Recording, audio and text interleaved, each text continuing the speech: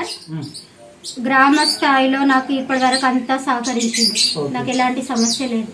మండల స్థాయిలో ఉన్నారు, పేర్లు అవసరం లేదు, వాళ్ళకి తెలిసిపోతుంది. వాళ్ళ జీవితాలు మహిళలు ఉన్నారు, జెంట్స్ ఉన్నారు, ఆడవాళ్ళు ఉన్నారు, మగవాళ్ళు ఉన్నారు, వాళ్ళకి తెలిసిపోతుంది. మండల స్థాయిలో ఉన్నారు, రాష్ట్ర స్థాయిలో ఎవరు లేరు. ఎందుకంటే ఈ చిన్న చిన్న పదవులు చిన్న చిన్నగా ఉన్న వాళ్ళవి అక్కడి దాకా తీసుకుపోయేదే వాళ్ళు ఇల్లే కదా, ఈ మన మండల స్థాయి వాళ్ళే కదా. ఇడికిడికే తింటాను, ఇడికిడికే తాగుతాను, నిన్నే ఉంటాను. ఇక మేము ఉండేది ఇక గిక్కడనే గిన్నెలనే. ఇక ఏమన్నా అంటే బంగారం అమ్ముకోవాలి, ఓ ఎకరం చెల్లుకుంటే ఎకరం చెల్లికి అమ్ముకోవాలి, ఓ ఎకరం పొలం ఉంటే ఓ ఎకరం పొలం అమ్ముకోవాలి, ఇంత అంత బంగారం ఉంటే బంగారం అమ్ముకోవాలి. ఇక ఏదో బతకాలి, రాజకీయాలలోకి వచ్చినందుకు బతకాలి కదా, ఏం చేయలేము. ఎందుకు వచ్చినాం రాజకీయాలలోకి? ఉన్న వాస్తవం మాట్లాడతా అన్నా, ఉన్న నిజాలు మాట్లాడతా, నేను అబద్ధాలు మాట్లాడా. రాజకీయాలలోకి ఎందుకు వస్తాం? మీరు కడియంసీఆర్ వర్గమే అనే కోణంలో చూస్తారా, లేకపోతే ఎందుకని మీకు ఇట్లా జరుగుతుందని భావిస్తున్నారు? ఉండు, నేను మాట్లాడా అన్న, నాకు తెలుసు, చెప్పన్నా. ఇప్పుడు కడియంసీఆర్ వర్గం అనే ఉద్దేశంతో మిమ్మల్ని రాజకీయ వర్గం దూరం పెడుతుందా, లేకపోతే ఒక దళిత సర్పంచ్ అనే కోణంలో దూరం పెడుతున్నారని భావిస్తున్నారా? అన్నా ఒకటి చెప్తున్నా, నేను ఏ వర్గం అని ఉందా, నేనున్నది టీఆర్ఎస్ పార్టీలో. నేను కడియం శ్రీహరి సార్ దగ్గరికి పోతా, రాజయ్య దగ్గరికి పోతా, నేను ఇద్దరి దగ్గరికి పోతా. నాకు ఈ వర్గం ఆ వర్గం అని ఏం లేదు. నేను చెప్తున్నా కదా, లేదు. ఇక ఎట్లా పెట్టినా, ఏ రకంగా చేసినా, ఏ రకంగా ఉన్నా కూడా బాధపడాల్సిన అవసరం లేదు. నేను ఉండే స్థాయిలో నేను. మీరు గ్రామ సర్పంచ్ గెలిచి ఇప్పటికీ 5 సంవత్సరాలు కావస్తున్నారు కదా మేడం, మీరు గ్రామ సర్పంచ్ గెలిచి ఇప్పటికి 5 సంవత్సరాలు కావస్తున్నారు. మీ గ్రామానికి ఎటువంటి అభివృద్ధి నిధులు వచ్చినాయి? ఇప్పటి వరకు మీరు చేసిన పనులు ఏంది? అసలు మీ గ్రామానికి పనులు వచ్చినాయా రాలేదా? డెవలప్మెంట్ వర్క్స్ మీరు ఇప్పటి వరకు మీ సొంతంగా మీరు ఏమన్నా ఈ అభివృద్ధి కోసం, గ్రామ ప్రజల కోసం మీరు ఏమైనా సొంతంగా ఇంకేమైనా అమ్ముకొని మీరు పెట్టిల్లా? మాకు ప్రభుత్వం దగ్గర నుంచి సహకారం 100% ఉంది. కొంతమంది మధ్యలో నుండి మన మండల స్థాయిలో ఉన్న వాళ్ళ దగ్గర నుండి కొంచెం పెద్ద తెలంగాణ ప్రభుత్వం చేస్తున్న పల్లె ప్రగతి కార్యక్రమంలో మాకు ఇచ్చిన ప్రతి టాస్క్ కంప్లీట్ చేసినాం. గ్రామంలో ఇప్పటివరకు అన్ని కార్యక్రమాలు కూడా చేసినాం. ఒకటేంటంటే ఇంకా ఇప్పుడు మనకు వేరే విధంగా వచ్చే నిధులు కానీ, మనకు ఎమ్మెల్యే ద్వారా కానీ, ఎమ్మెల్సీ ద్వారా కానీ, ఇంకా ఎన్ఆర్జీసీ ద్వారా కానీ స్పెషల్గా కొన్ని వచ్చే గ్రాంట్స్ నుండి ప్రత్యేకించి మా గ్రామానికి అనుకున్న రీతిలో అందరు అధికారులు మాకు నిధులు కావాల్సుకొని మా గ్రామానికి ఇవ్వడం లేదు.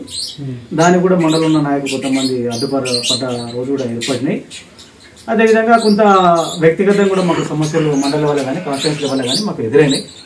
దాని విషయంలో ఆవేశంతో ఒక మహిళా దినోత్సవం రోజు మహిళలు గొప్పగా పోతుంటే, మరి ఒక మహిళగా ఇంత అధికార పార్టీలో ఉన్న ఒక సర్పంచ్ ఉన్న, ఒక దళిత బిడ్డ ఉన్న, అయినా కూడా ఒక మహిళగా మహిళలకు జరగాల్సిన ఇబ్బందులు నన్ను గురి చేసిండు. ఇట్లా కూడా సమస్యలు ఏర్పడుతున్నాయి. పనులు చేసే విధానంలో ఒకసారి ముందు రావచ్చు, వెనక బిల్లు రావచ్చు. కానీ మనం అధికారంలోకి వచ్చిన ఫస్ట్ ముందు అయితే పెట్టుబడి పెట్టాలి. పెట్టే క్రమం మనకి లేకున్నా ఉన్న అమ్ముకైనా పెట్టుకున్నాం. ఎన్కైసీ బిల్లు వచ్చి తీసుకుంటున్నాం, కానీ టైంకి రావచ్చు రాకపోవచ్చు. కానీ ప్రభుత్వం ఉన్న కరోనా వలనో లేకపోతే ఆర్థిక పరిస్థితులను బట్టో, ఉన్న తెలంగాణ ప్రభుత్వం ఉన్న గ్రాంట్ను బట్టో మనకి ఎంతో ముందు వచ్చినప్పటికీ కొంత మనం లాభం కాక తప్పలేదు. మేము ఎలాంటి లాభాలకు ఆశించకుండా ఉన్న దాంట్లో చేసుకుంటున్నాం కాబట్టి కొంతవరకు నష్టపోయినాం అనే విధంగా. ఎందుకంటే తెలంగాణ రాష్ట్ర వ్యాప్తంగా అందరం చూస్తున్నాం సర్పంచుల పరిస్థితి. ఎందుకంటే కొంచెం ఎక్కువ శాతం యువకులు రావడం జరిగింది. ఉత్సాహంతో పెద్ద ఎత్తున ఉన్నా లేకుండా తీసుకొచ్చి ముందుగా అభివృద్ధి చేయాలని చేసినాం. కొంత అభివృద్ధి లోటు ఉన్నది కాబట్టి కొంత వెనుకపోవడం వల్ల కొంచెం నష్టపోయిన పరిస్థితి. కానీ పనులు చేసినాం, ఇంకా చేద్దాం మేము. కానీ మాకు కొంతమంది అధికారులు సహకరిస్తున్నారు, కొంతమంది కావాల్సుకొని సహకరిస్తున్నారు. మండల లెవెల్ కావచ్చు, కాన్స్టిట్యూన్సీ లెవెల్ కావచ్చు. ఏంటంటే ఆ స్థాయిలో నాయకులు మాకు గ్రామాన్ని ప్రత్యేక దృష్టిలో చూస్తలేదు. కొద్దిగా ఈ గ్రామం వరకే వ్యతిరేకించినట్టుగా ఒక మహిళా సర్పంచ్ కొన్ని విషయాలలో ఇన్ఫర్మేషన్ రాకపోవడం, టీఆర్ఎస్ పార్టీలో కొన్ని సమాచారం మాకు అంతే అప్పుడప్పుడు.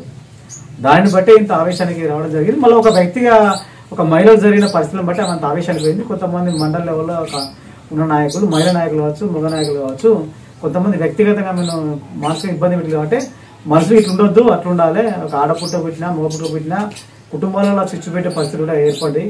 కొంతమంది లేని పూసి కూడా మమ్మల్ని డిస్టర్బ్ చేసే పరిస్థితులు మాకు ఏర్పడ్డాయి. కొంత ప్రాణాలు మీకు వచ్చే పరిస్థితులు దాకా వచ్చినాయి.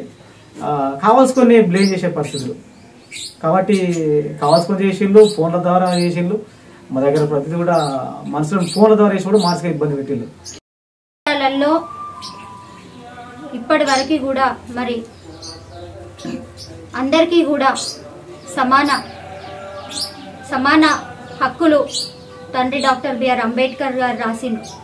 ఎవరికైనా కూడా ఎంత పెద్ద స్థాయిలో ఉన్న వాళ్ళకైనా కూడా ఎవరికైనా కూడా ఈరోజు మరి ఈ స్థాయిలో కూర్చొని ఒక దళిత బిడ్డను, ఒక పేద బిడ్డను ఈరోజు ఎక్కడో ఊరి చివర ఉన్న నన్ను తీసుకొచ్చి ఈ కుర్చీలో కూర్చోబెట్టిన మొట్టమొదటిగా మరి నాకు జన్మనిచ్చిన నా కన్న తల్లిదండ్రులకి హృదయపూర్వక నమస్కారాలు తెలియజేస్తున్నాను.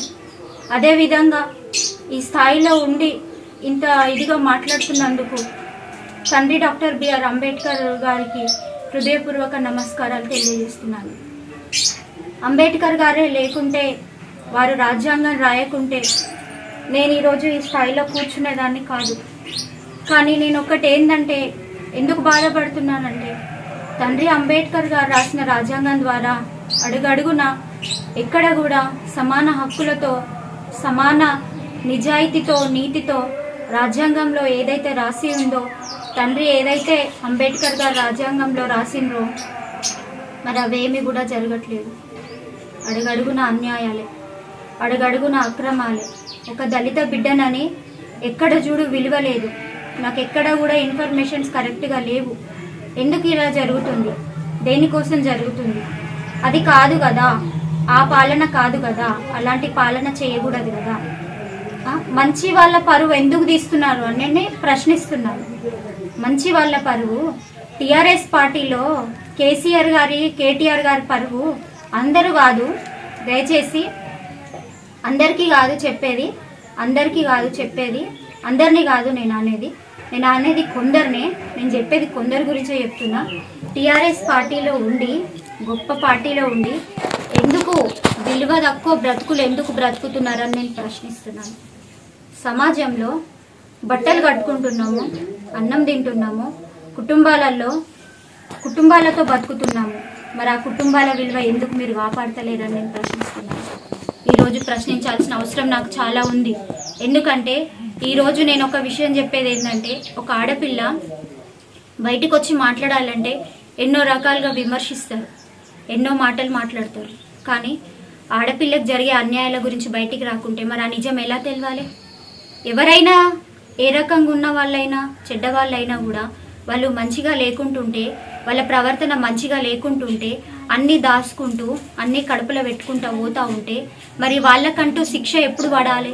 మరి అది తప్పు అని వాళ్ళకంటూ ఎప్పుడు తెలవాలి? ఏ రోజు తెలుసుకుంటారు? కళ్ళు ఎప్పుడు తెరుస్తాయి?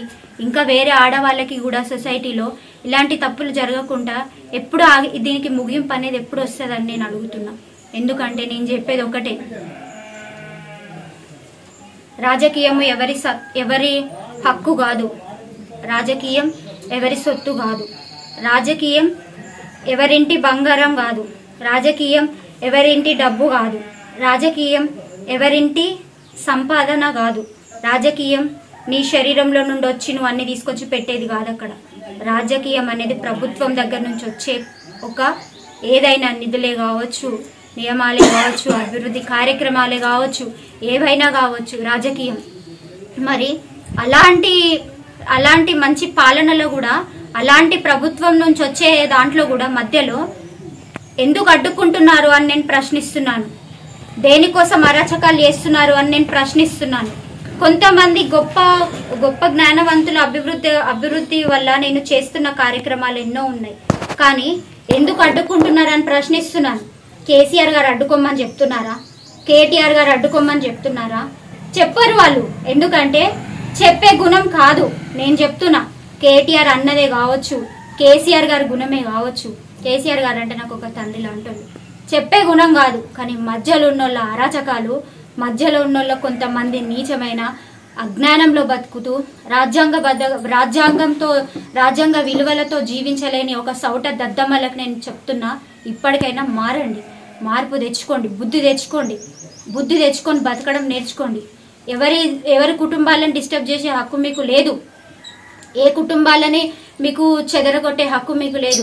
నీ కుటుంబం గురించి నువ్వు ఆలోచించుకో. నువ్వు రాజకీయంలోకి అలాగే వచ్చినవా? నీ రాజకీయ జీవితం అట్లనే నడిచిందా? నువ్వు ఆ విధంగానే వచ్చినవా? ప్రతి ఒక్కరు ఆలోచించాల్సిన అవసరం చాలా ఉంది. ప్రతి ఒక్కరు అక్క, చెల్లె, అమ్మ, బిడ్డ ఉన్న వాళ్ళు ప్రతి ఒక్కరు ఆలోచించాల్సిన అవసరం ఉంది. నువ్వు రాజకీయాల్లోకి వచ్చినప్పుడు నీకో చెల్లుంది, నువ్వు రాజకీయాల్లోకి వచ్చినప్పుడు నీకో అమ్మ ఉంది, నువ్వు రాజకీయాల్లోకి వచ్చినప్పుడు నీకో బిడ్డ ఉంది. మరి నువ్వు ఆలోచించుకొని ఏ విధంగా వచ్చినావు రాజకీయాల్లోకి?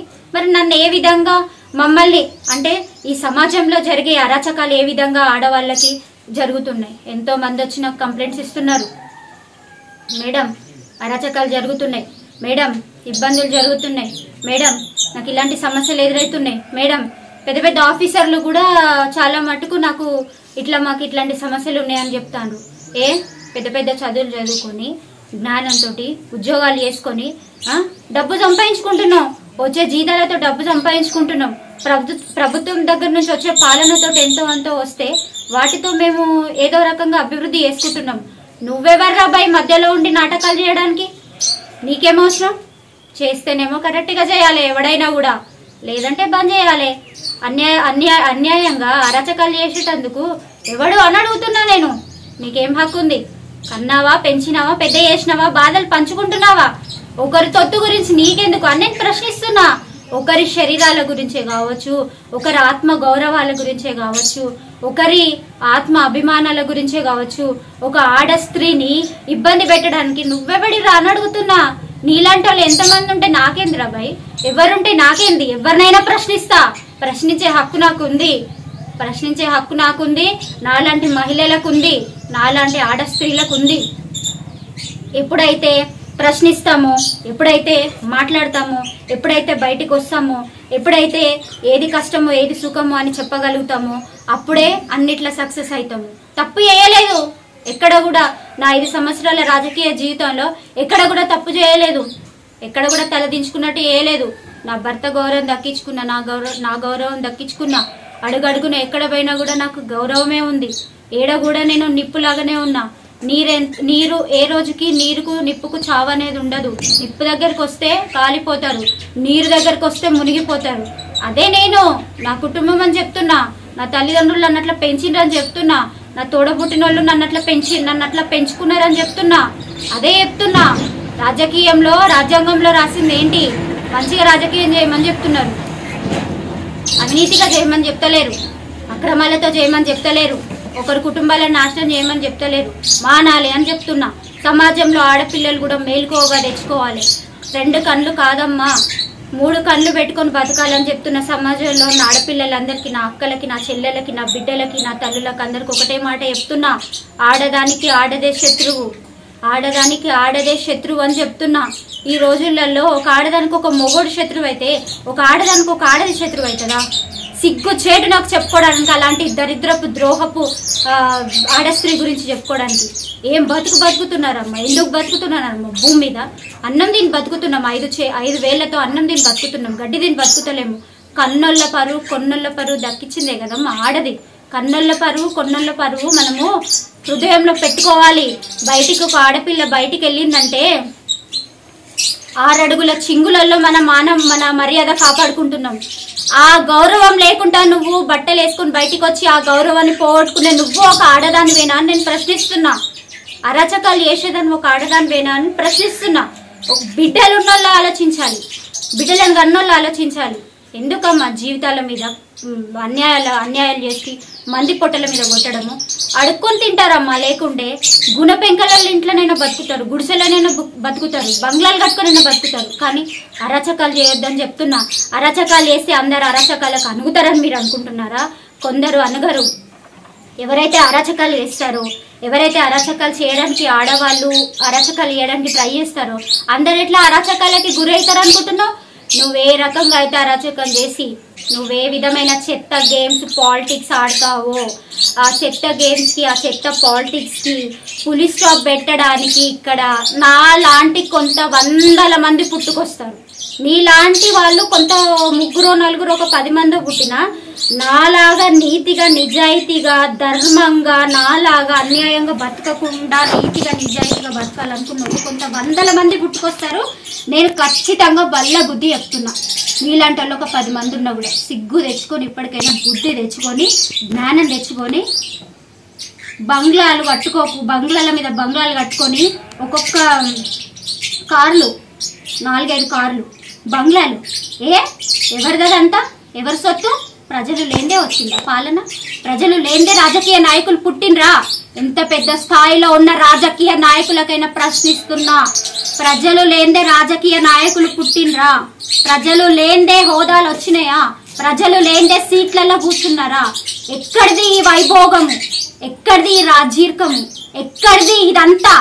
చిన్న స్థాయిలో వార్డు మెంబర్ల దగ్గర నుండి మొదలు పెడితే, సర్పంచ్ల దగ్గర నుండి మొదలు పెడితే, పార్టీ మెంబర్ నుండి మొదలు పెడితే, చిన్న స్థాయిలో నుండి మొదలు పెడితే పెద్ద స్థాయిలో వరకు ఎవరినైనా కూడా గౌరవించే హక్కు మీ అందరికి ఉంది అని నేను చెప్తున్నా. గౌరవించట్లేదు. ఎందుకు గౌరవించట్లేదు అని నేను చెప్తున్నా. గౌరవించాలి.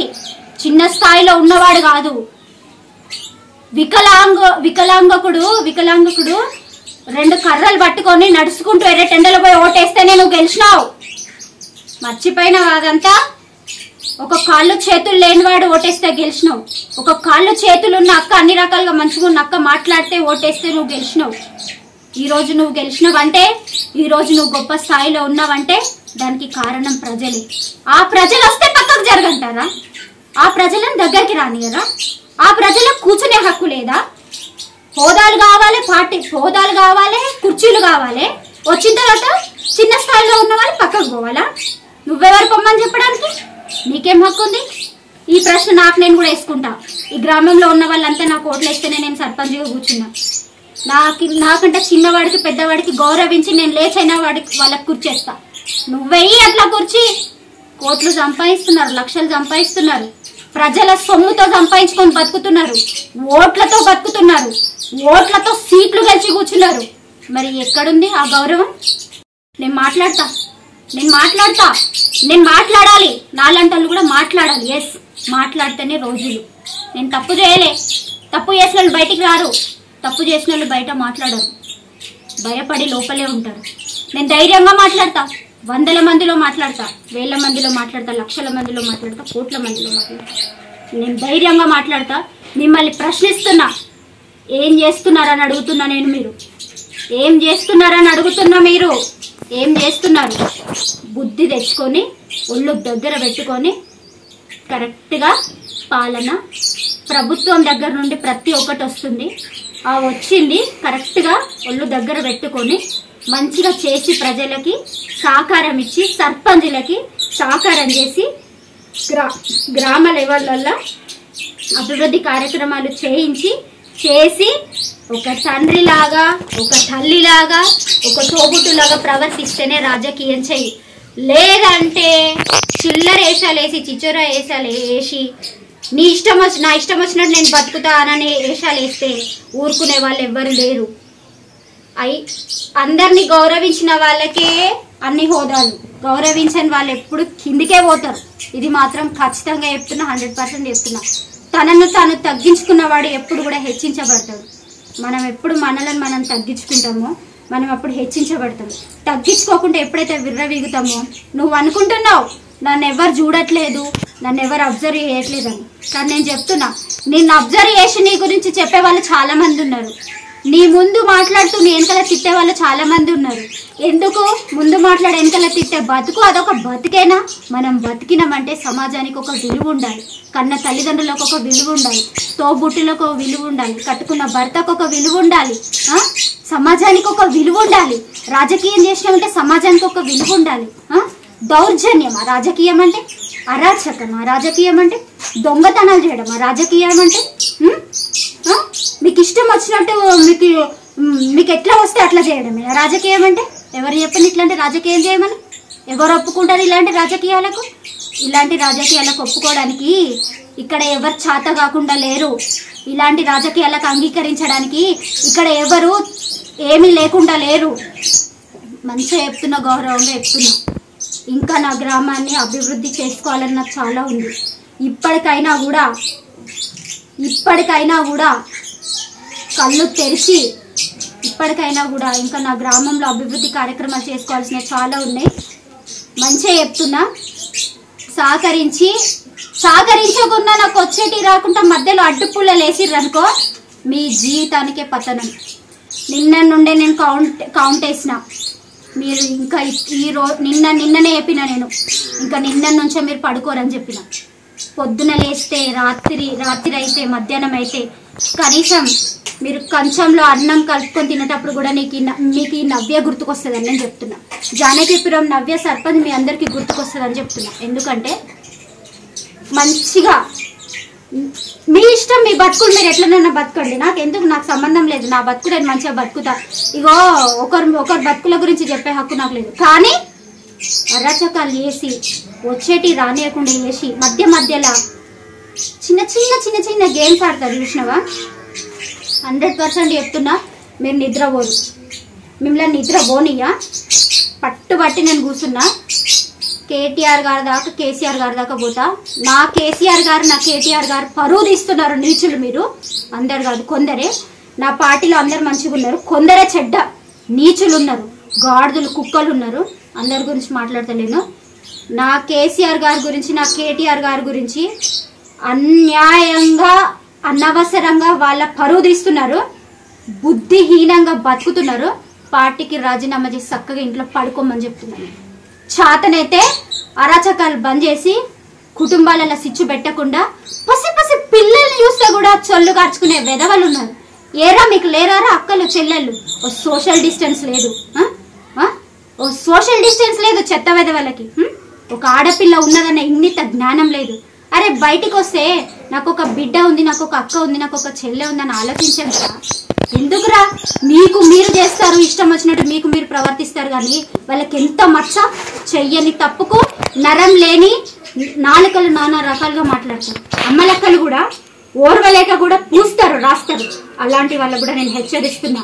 నీ ఇంట్లో నీకు ఒక బిడ్డ ఉంది, నీ ఇంట్లో నీకు ఒక చెల్లె ఉంది, నీ ఇంట్లో నీకు ఒక అక్క ఉంది. నువ్వు తప్పు చేయనప్పుడు, తప్పు మాట్లాడనప్పుడు, ఆ వ్యక్తి గురించి తెలియనప్పుడు చెడుగా మాట్లాడే హక్కు నీకు లేదని నేను కొంతమంది అవినీతికి పాల్పడ్డ స్త్రీల గురించి, అక్రమాలకు పాల్పడ్డ స్త్రీల గురించి, కొంతమంది అణచివేతలకు గురి చేసి నేనే పెద్ద కింగు అనేలాగా మాట్లాడే మహిళల గురించి మాట్లాడుతున్నా. ఒక మహిళ అంటే నీ వెనకాల ఒక 10 మంది అక్క అని దండం పెట్టుకుంటూ వచ్చేలాగా చూసుకోవాలి. కానీ ఒక మహిళ అంటే అబ్బో అనేటట్టు కాదు.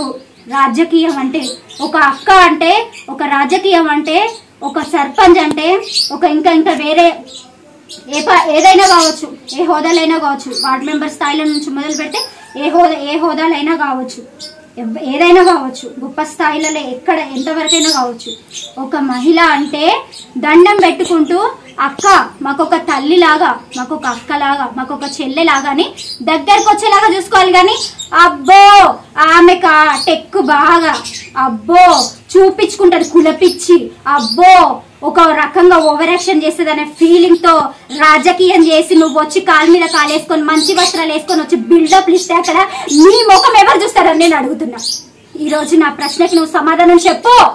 నీకు అర్థమైంది నువ్వెవరో, ఎవరిస్తారు నీకు హక్కు ఎవరిస్తారని అడుగుతున్నా. నువ్వు మంచి బట్టలు వేసుకొని వచ్చి నేను రాజకీయం చేస్తున్నా, నేను ఒక పెద్ద హోదాలు ఉన్నా అనుకొని వచ్చి మంచి ఇట్లా కూర్చుంటావు. మరి నీకు దండం పెట్టేది ఎవరని నేను అడుగుతున్నా.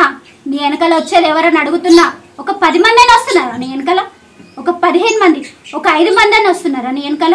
ఎందుకు వస్తారు? నీ రాజకీయం కరెక్ట్గా లేదు కాబట్టి, నీ బిహేవియర్ కరెక్ట్గా లేదు కాబట్టి, నీ బుద్ధి కరెక్ట్గా లేదు కాబట్టి, నీ సంస్కారం కరెక్ట్గా లేదు కాబట్టి, నీ సభ్యత కరెక్ట్గా లేదు కాబట్టి, నీ పెంపకం కరెక్ట్గా లేదు కాబట్టి, నీ తల్లిదండ్రులు నిన్ను అట్లా పెంచలేదు కాబట్టి, నువ్వు కరెక్ట్ లేకుంటే నీ తల్లిదండ్రులకే వస్తుంది, నీ కుటుంబానికే వస్తుంది. ఛీ, మీరు ఒక మనుషులు, మీవి ఒక బతుకులు అని నేను అడుగుతున్నా. మారండి అని అంటున్నా. ప్రభుత్వాన్ని, పార్టీని ఇబ్బందులు పెట్టి అణిచివేతలకు గురి చేయకండి. మీలాంటి వాళ్ళ వల్లనే పార్టీలకు మచ్చలు వస్తున్నాయి, చెడ్డ పేర్లు వస్తున్నాయి, పార్టీల నుండి పక్కకు పోతున్నారు. మీలాంటి వాళ్ళ వల్ల పార్టీలకు చెడ్డ పేర్లు రావడం కంటే మీరు పార్టీలకు వెళ్ళి పక్కకి వెళ్ళిపోతే కదా, మీరు రాజీనామాలు చేస్తే కదా, మీరు ఇంట్లో కూర్చుంటే కదా చాతగాని దద్దమ్మలకు అని ప్రశ్నిస్తున్నా. నాది చిన్న స్థాయి కాదు, నేను గ్రామ సర్పంచ్ని. ఒక వార్డ్ మెంబర్ది కూడా చిన్న స్థాయి కాదు. ఏ హోదాలో ఉన్న వాళ్ళది కూడా చిన్న స్థాయి లేదు. చిన్న స్థాయి నుండి పెద్ద స్థాయి వస్తుంది. పెద్ద స్థాయికి రావాలంటే ప్రజలు ఉండాలి, ప్రజల ఒక అభిమానం ఉండాలి, ప్రజల ఒక ఆశీర్వాదం ఉండాలి, ప్రజల ఓట్లు ఉండాలి. గెలిచిన తర్వాత ఒకలాగా, గెలిచినాక ఒకలాగా, ముందు ఒకలాగా, వెనుక ఒకలాగా. ఫ్యూచర్ ఉండదు. చేస్తావేమో 5 ఏళ్ళు, ఫ్యూచర్ ఉండదు. అంతవరకే లైఫ్ చాప్టర్ క్లోజ్, ఇంకా ఎక్కువ ఉండదు. మంచిగా జ్ఞానం తెచ్చుకొని బతకండి, ఇకనైనా బుద్ధి తెచ్చుకొని బతకండి, గ్రామాలను డెవలప్ చేయండి. ఏమైనా ఉందా అని అడుగుతున్నా. ఏం డెవలప్ చేస్తున్నారు గ్రామాలని? ఏం డెవలప్ చేస్తున్నారు? ఎక్కడ చూడ ఏడుస్తున్నారు, ఎక్కడ చూడ అవమానపడుతున్నారు. చాతగాని దద్దమ్మల లెక్క ఏం డెవలప్మెంట్ ఉంది చెప్పుకోవడానికి? ఒకటన్నా కూడా చిన్న కంఫర్ట్ వాల్ కూడా ఉందా? ఒక చిన్న పిల్లర్ వేసినామనే ఒక ఇది ఉందా? ఏముంది చెప్పుకోవడానికి? బుద్ధి లేకుండా, కొంచెం కూడా జ్ఞానం లేకుండా, ప్రజల సొమ్ములు తిని కోట్లు బంగ్లాల్లో బండ్లు బడేమియాలని సంపాదించుకుంటా, ప్రజల పొట్టలు తినే బద్మాష్ లెక్కలు చేసుకుంటా. ఎవరి సొమ్మదంతా? ఎట్లా తిరుగుతున్నావు కార్లల్లో, బంగ్లాలలో ఎట్లుంటున్నావు? 3-4 బంగ్లాలు ఎట్లా కట్టినావు? ఏ రకంగా కట్టినావు? నీ తాత జాగిరాన్ని కట్టినవా? నీ అమ్మ జాగిరాన్ని కట్టినవా? ఎక్కడి నుంచి వచ్చినాయి అవన్నీ? అవన్నీ ప్రజల సొమ్ము అని చెప్తున్నా, ప్రజల కష్టం అని చెప్తున్నా. ప్రజల కష్టం, ప్రజల సొమ్ము తినుకుంటూ ప్రజలకు అన్యాయం చేస్తావా? ప్రజల సొమ్ము, ప్రజల కష్టం తినుకుంటూ ప్రజలను అవమానిస్తావా? ప్రజలను అన్యాయం చేస్తావా? సిగ్గుచేటు. కేసీఆర్ గారు, కేటీఆర్ గారు పరువు తీస్తున్నారు. బుద్ధి హీనులారా, ఎవరైనా మారి బతుకులు మార్చుకోండి అన్న. సరే, అవకాశం ఇచ్చినందుకు మీ అందరికీ కూడా